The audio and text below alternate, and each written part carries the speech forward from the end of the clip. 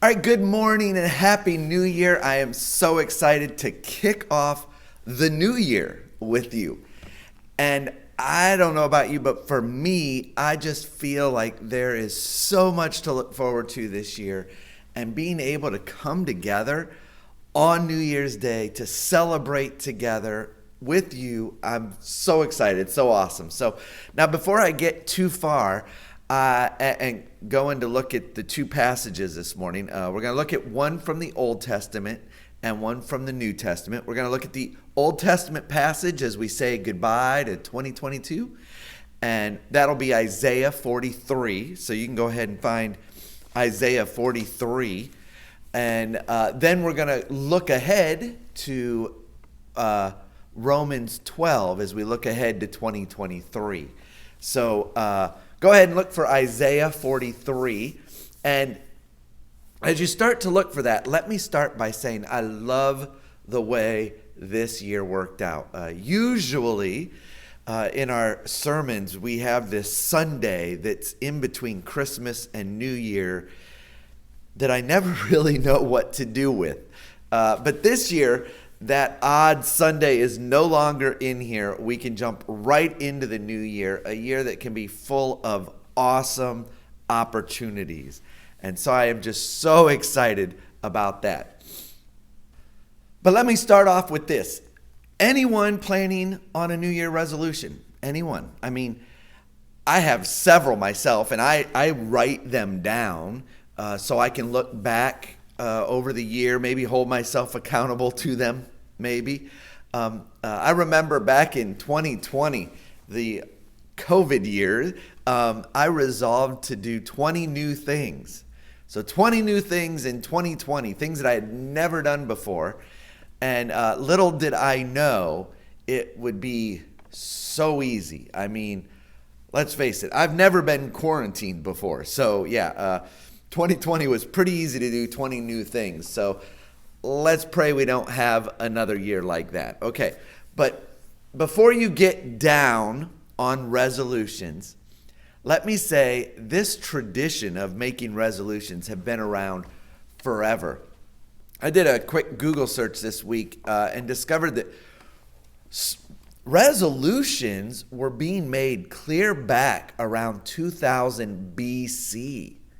Isn't that incredible? I mean, 2000 BC, the Babylonians celebrated the New Year during a 12-year festival called Akitu.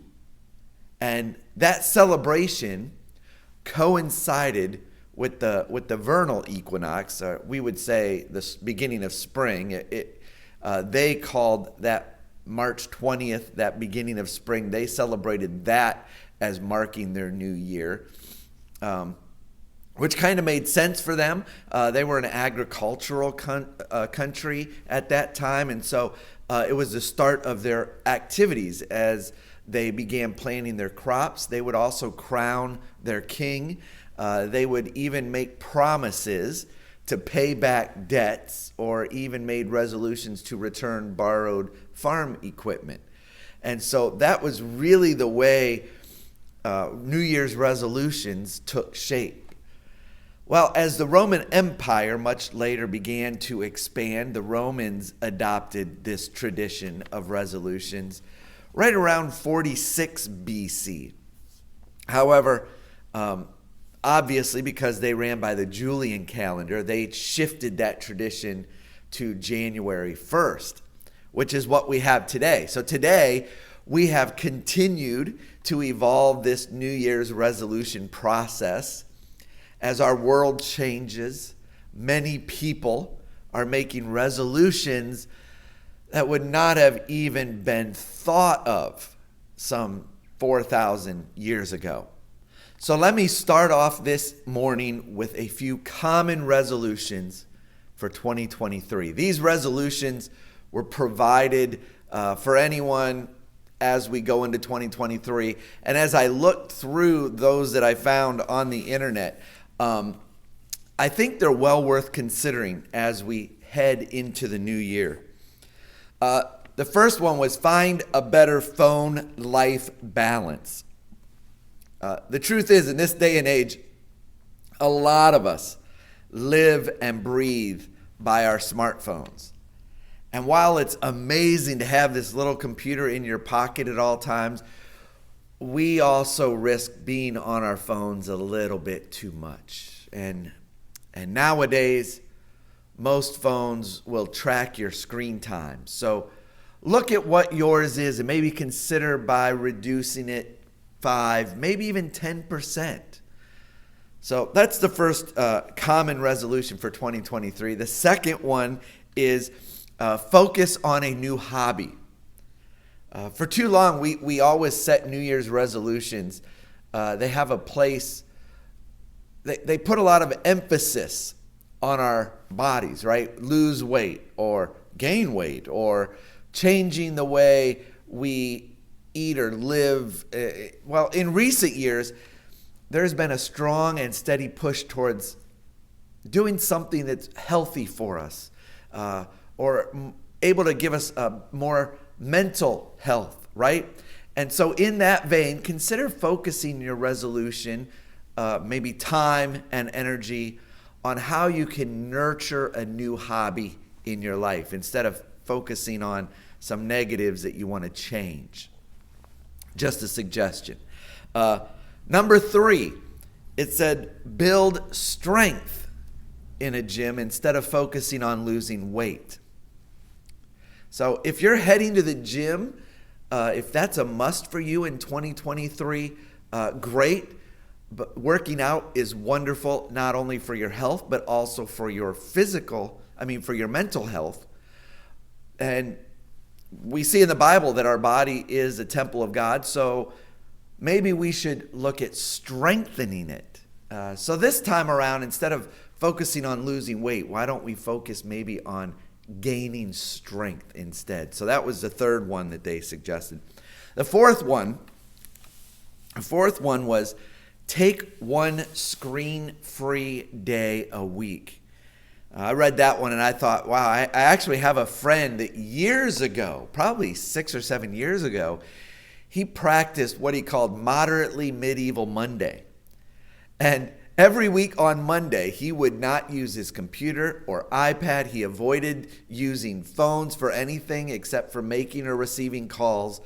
Basically, this was one day a week that he avoided technology. Moderately medieval Mondays.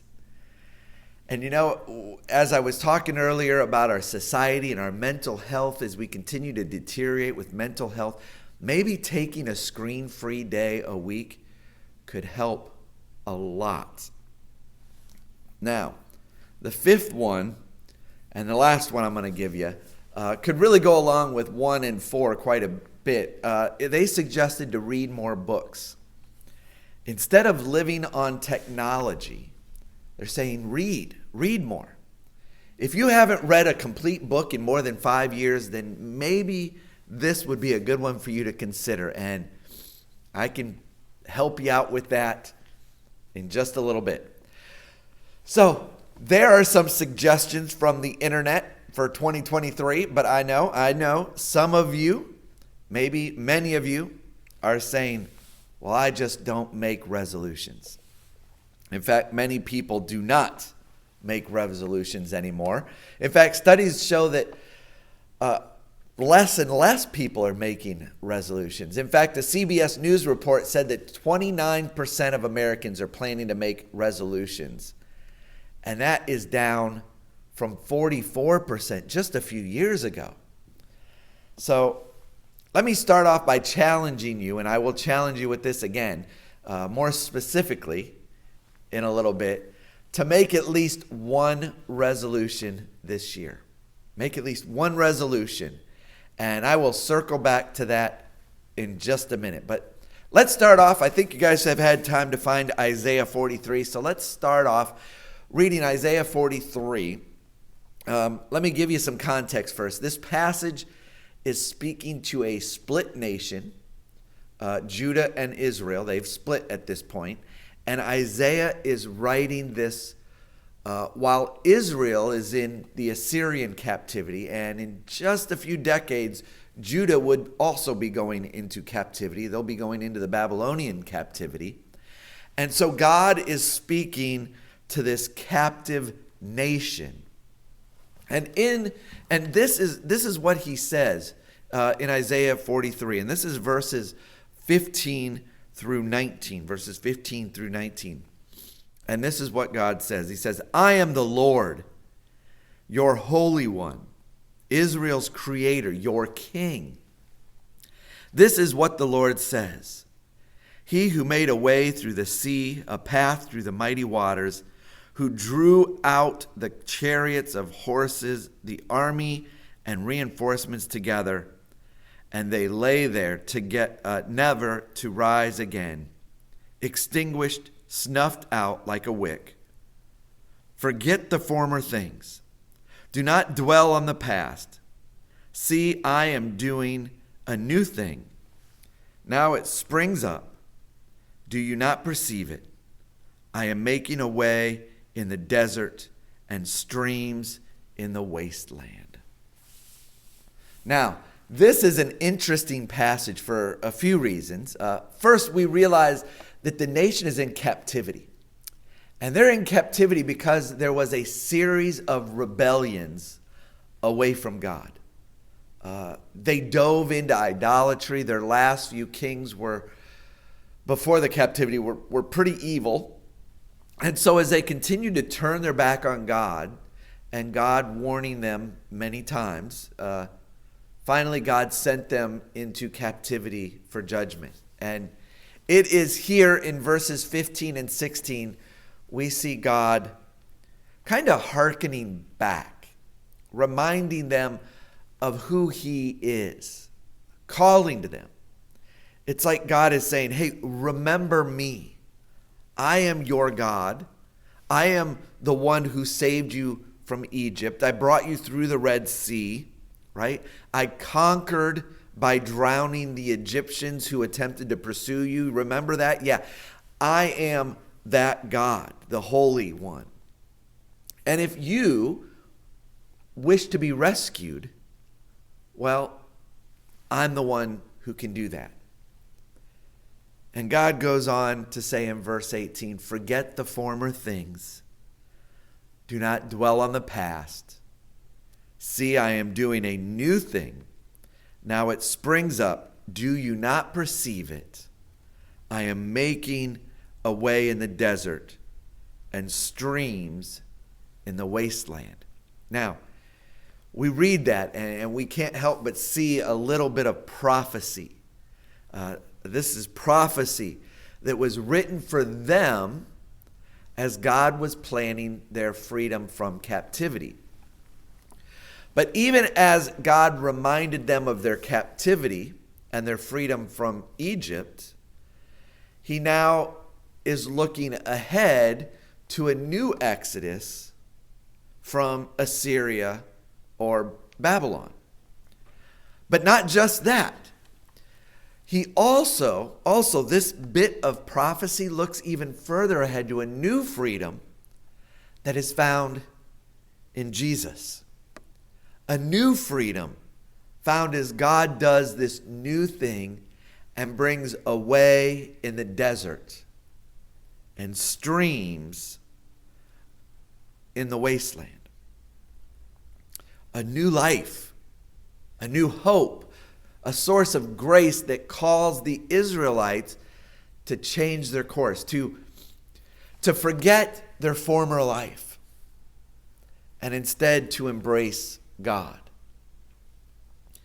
And this prophecy also looks for us today.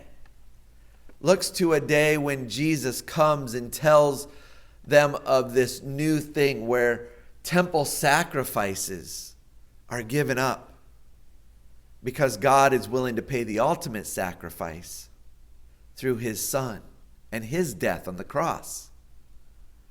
And it speaks to us today as well, as the fulfillment for their salvation came and is now available for us as well.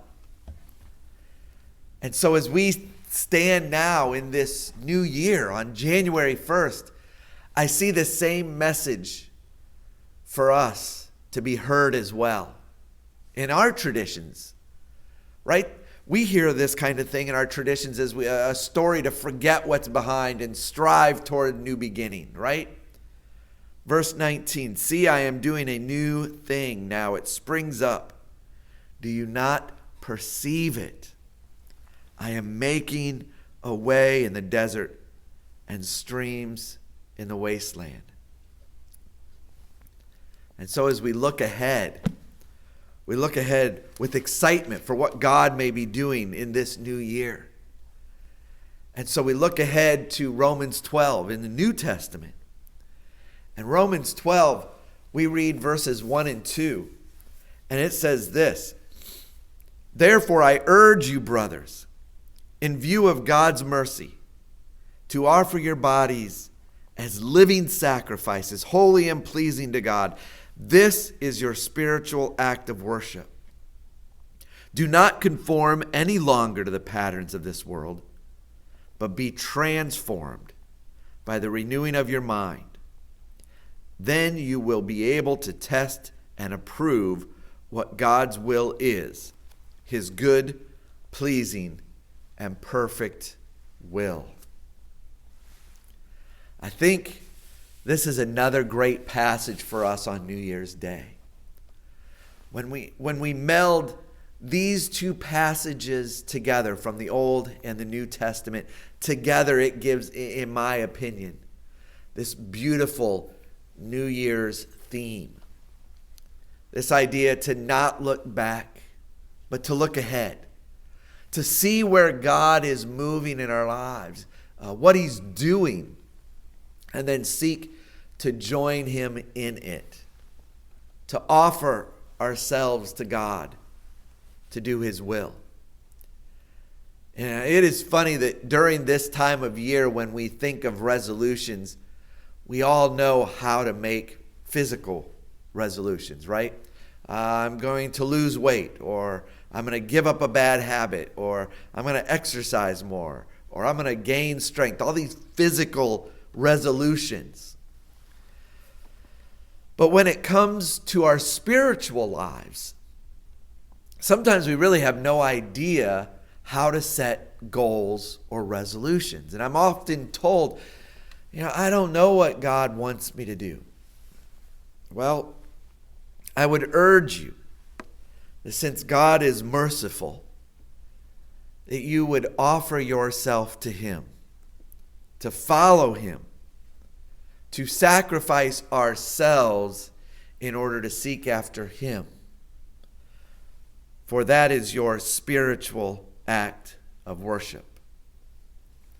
Now listen, let me give you a little background and then a challenge, and then we will close. So it was last year, about halfway through the year, the elders, we realized that we had a lot of new people in our congregation. And because of this, we really wanted to talk about our mission statement. Love, learn, lead. Right? We talk about that not as often as we should probably. But we wanted everyone to kind of be on board with our mission here at Nay Church of God. But then after I did that sermon, I began then after that series to begin looking specifically at this aspect of love in our Love, Learn, Lead mission statement. In fact, love, if you didn't realize, love was the central theme in all of our series from June until the end of the year. We did a series on summer lovin'. Then we talked about falling into love, in which we talked about the great love stories in the Bible. And then we sandwiched our missions month in there as well, as we showed our love for those in our mission field. And then we finished up with Advent Conspiracy, in which the fundamentals, the tenets of Advent Conspiracy called us to worship fully as we spend less, give more, and love all. And then if you look closely, even during the Advent season, as we talked about those ugly Christmas sweaters and those ugly things that we tend to do, in that we were learning how to love others. And so now as we turn the page into a new year, we are going to be shifting our focus From love to our next tenet, learn. To learning. And this idea of learn, along with New Year's resolutions, and then this idea of doing a new thing that springs up, do you not perceive it? I am making a way in the desert and streams in the wasteland. And all these things kind of come together at this moment on the 1st of January, this day, where we can live out in view of God's mercy to offer our bodies as a living sacrifice, holy and pleasing to God. This will be our spiritual act of worship. We're going to learn not to conform any longer to the patterns of this world, but to be transformed by the renewing of our minds. So let me give you a challenge, and you can call it a resolution, and kind of a direction we're going to be going in this new year, a way for us to renew and transform our minds and our lives. This year, I am going to ask us as a congregation together to read through the entire Bible in 2023. We are going to read through the entire Bible together. And we are going to be using a Plan in YouVersion. Now, hold on. Before you go, I don't have YouVersion. Just give me a second. So if you would like to share in this plan together with me, let me know today, and I will invite you to read it with me. And that way we can encourage one another this year as we do it. But now, I understand not everybody has YouVersion, nor do you want it, and that's okay. So I have printed out and put in the back a reading plan that you can do as well, that is the exact same plan as we're doing on YouVersion. That way we can all be reading the same passages every day together. I also have put a link on our website that has the same reading plan. So regardless, we can read the same plan together. So why is this important? Well, because I will be preaching each week, barring some unforeseen issues or events or circumstances that pop up during the year. Regardless, each week I will be preaching from one of the readings that we had read the previous week. So it will be like us all moving through the Bible together, learning together, discussing parts of it from the previous week so that it is our new thing here. This new idea that we can move together and learn together and renew our minds together. And I'm so excited to begin doing that with you. And remember, it begins today on the 1st. So if you want to join me on YouVersion, tell me, call me, text me ASAP, and I will add you to the plan because we are beginning it today. And there are readings to do today. And if you just want to read along on your own, like I said, the plans are in the back and there's a link on our website. So let's resolve together in 2023 to learn about who God is, what he's up to seek after his face as we dig in and learn his word. Let's pray this morning. Father God, we thank you so much for this time together. We thank you for this opportunity we have in this country to have access to your word. Lord, stir in our hearts a desire to learn your word as we seek to read it this year. And Lord, as we go through this year, as we become discouraged, as we struggle to keep up, Lord, continue to push us, allow us to feel the promptings of the Holy Spirit to continue to read and just be transformed by your word. Lord, for we ask these things in Jesus' name. Amen. Amen. All right, again, I'm excited to get into God's word with you.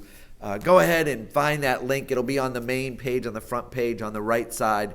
Go ahead and click that, download it, print it out, put it in your Bible, read every day. And each week we're going to talk about what we learned from the week before.